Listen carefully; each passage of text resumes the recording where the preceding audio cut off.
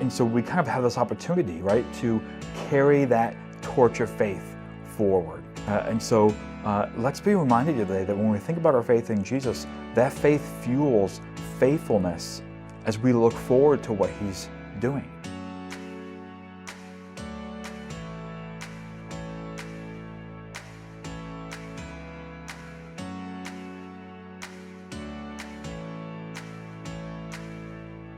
Welcome to Sunday Morning with Hope Valley Church. I'm Pastor Sam. I'm the lead pastor here at Hope Valley, and today we're continuing. This is the second Sunday now in our journey through the Advent season as we approach Christmas Day, and we take this time during Advent to really slow down and savor the arrival of Jesus, which really the arrival of Jesus is both a past event, it's a future event, but it's also a present event, right? Jesus has come into the world. Jesus is coming into the world again, but Jesus is also coming into our hearts right now, right, through His Spirit. And so we want to reflect on just this timeless work of God and take the season of Advent to really think through how we can receive Jesus today, even as we look forward to Him physically returning one day in the future, and we rejoice in the fact that He has already come physically in the distant past. And so season of Advent really is a rich time for us to slow down and just focus on the arrival of Jesus. And we're doing this through really four really traditional themes of the Advent season, which are hope, faith, joy, and peace. And in the last lesson, we talked about receiving the hope that we have in Jesus. And today we're going to talk about the faith that we have in Jesus. And so we're going to start by just looking at the faith of generations that have gone before us. We're going to look into the past of how generations that went before us, who had their faith in the Lord, how they received things from God, but they also looked forward to things that they wouldn't receive, but that we and even future generations will receive. And so let's start here because we're going to look in Hebrews chapter 11. Looking back, as we look through Hebrews chapter 11, we can see the faith of these past generations demonstrated by faithfulness, right? And that's something I want us to think about today is the fact that faith is not just a set of beliefs, but faith, it connects with faithfulness, right? If I have faith, then I'm going to be faithful. It's a trust in God's promises that both initiates and sustains patience, loyalty to God, and really effort in our present lives, right? This is faithfulness. And so we can see the faith of past generations, which resulted and was demonstrated through their faithfulness, right? Let's look here at Hebrews chapter 11, verse 1. It says, "Faith shows the reality of what we hope for. It is the evidence of things we cannot see.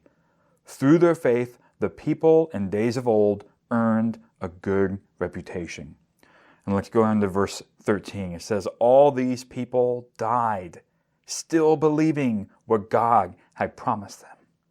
They did not receive what was promised, but they saw it all from a distance and welcomed it. They agreed that they were foreigners and nomads here on earth." Obviously, people who say such things are looking forward to a country they can call their own. If they had longed for the country they came from, they could have gone back. But they were looking for a better place, a heavenly homeland. And that is why God is not ashamed to be called their God, for He has prepared a city for them. And let's go down to verse 39. It says, "All these people earned a good reputation because of their faith, yet none of them received all that God had promised. For God had something better in mind for us, so that they would not reach perfection without us." So one of the things we see here in the book of Hebrews in chapter 11 is that the faith of these prior generations, was lived out. It was lived out in loyalty to God. It was lived out in their patience for His promises. And it was lived out in their endurance during their hardships. right? So faith creates faithfulness. Faith is faithfulness.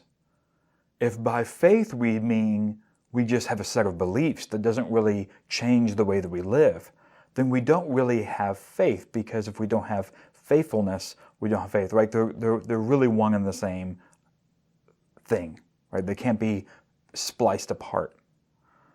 And so the faith that they had resulted in faithfulness in their life. And they were loyal to God, they were patient for His promises, and they endured in their hardships. And this is really meant to be both encouraging and inspiring for us, because we can look at earlier generations and their faithfulness to the Lord, even as it says here in Hebrews, even as they did not receive everything God had promised, because God was preparing things for us. And that last line, right, so that they would not reach perfection without us, it carries this idea that as we receive the promises of God, it causes this completion. It creates this completion to the work that they began all those generations ago. As those promises are fulfilled, their faithfulness is completed. The work that they began is completed through God. It's a beautiful, beautiful idea, right? And so some of the promises of God they did receive in their own lifetime, but others they held on to, it says. They held on to them for future generations. And just like the saints of the past, you and I are in that same place today. We are holding on to promises of God that have not yet come. There are things that God has promised that He has not done yet, right? And I'm not just talking about personally in our lives, I'm talking about globally. There are things that God has promised the world through Jesus that He has not yet accomplished. He is actively doing them, and we look forward to the accomplishment of those things when Jesus returns. And so we're actually in a similar boat, and we have a similar opportunity as these saints of old, right? Let's continue here, because like those who have gone before, we do have promises to look forward to, and that same opportunity to be faithful like they were.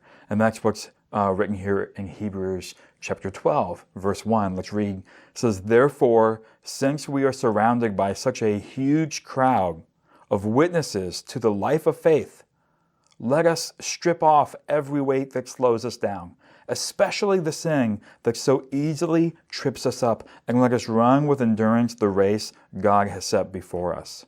We do this by keeping our eyes on Jesus, the champion who initiates and perfects our faith. Because of the joy awaiting Him, He endured the cross, disregarding its shame. Now He is seated in the place of honor beside God's throne." And so again, we too are experiencing, right, just like prior generations, we too are experiencing some of God's promises happening now, but we are waiting for more yet to be fulfilled. And so we kind of have this opportunity, right, to carry that torch of faith forward, right? Let's be reminded today that when we think about our faith in Jesus, that faith fuels faithfulness as we look forward to what He's doing. And it's fueled by, really inspired by the generations that came before when we consider their faithfulness. But it's ultimately fueled and inspired by the example of Jesus' faithfulness, His faithfulness to us, His faithfulness to God's promises, right? That every single thing that God has promised, Jesus is going to accomplish. It's almost too wonderful to think about. And yet, we need to think about it. We need to remember it and let it fuel and inspire our faithfulness today. And so how can we receive the faith of Jesus in our lives today? The first thing is that we just need to remember that Jesus is faithful to us.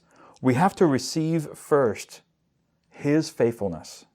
You must receive Jesus' faithfulness. What I mean by that is that He offers you faithfulness, but we don't receive the offer. He demonstrates faithfulness, but we close our eyes to it. We turn our back to it. And so we have to turn towards Jesus and recognize He is so faithful. We have to allow it to really touch our heart and receive His faithfulness, because that's what begins to transform us, right? Everything we do is initiated by Him. We love Him because He first loved us. We are faithful to Him because He was first faithful to us, right?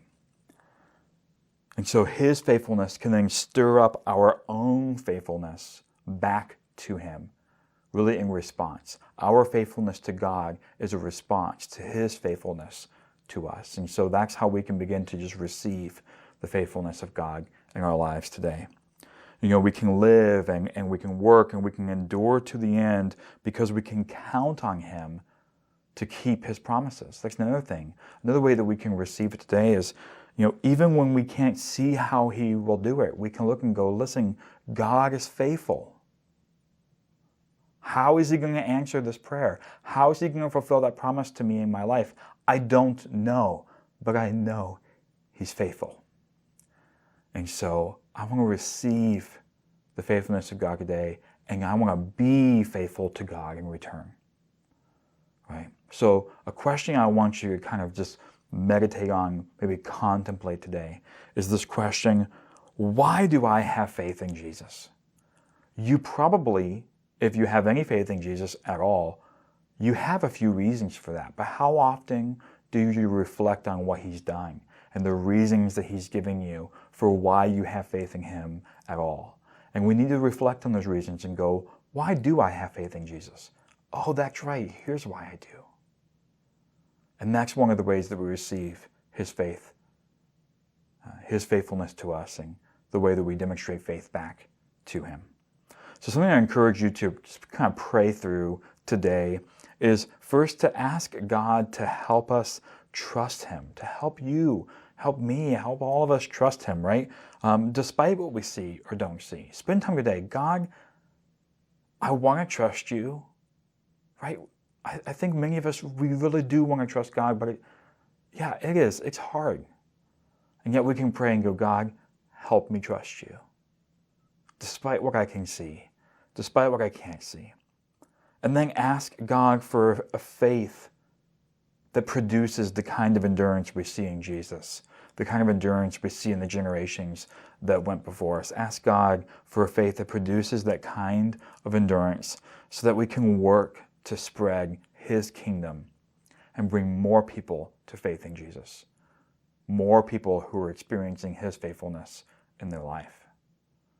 And so let's pray that way today. I encourage you to do that. And let me give you a couple questions that I'd just like you to just contemplate and think through this week. Pray through these questions. They're not intended to be questions you can answer easily or quickly, so just let them sit for a moment or two this week and just pray through and think through these questions. First one is, how might you be struggling to believe God's promises?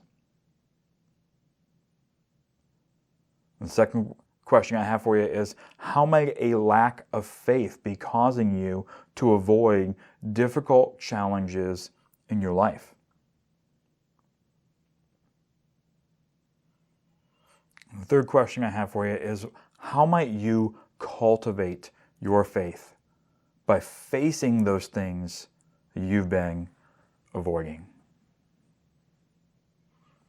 So again, the questions are meant to be thought through and contemplated. Don't rush to answer these questions. Don't try to figure out the answer too fast. If you think you have the answer immediately, slow down and think about it again.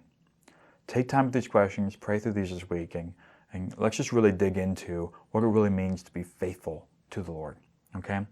Well, I just thank you for being with us today. I hope it really has been a blessing with you, and I hope that you'll continue with us as we go through the remainder of this Advent season. All right? Well, we love you. Pray that God will bless you richly today. All right. Bye-bye. We are so glad you've joined us today. To learn more about Hope Valley Church and get access to free resources, just go to www.hopevalley.church. There, you will also find links to connect with us on Facebook and Instagram, as well as links to our podcasts, now available on Apple, Spotify, and Google Podcasts. And if you're watching this on YouTube, please take a moment to like and subscribe so you can stay up with new videos coming out every week. Hope Valley is a church based in Winchester, Virginia that meets in homes around the region. So if you'd like to find out more about home churches, how they work, and how to locate one near you, just go to hopevalley.church/house. Thanks again for joining us, and may God bless you today.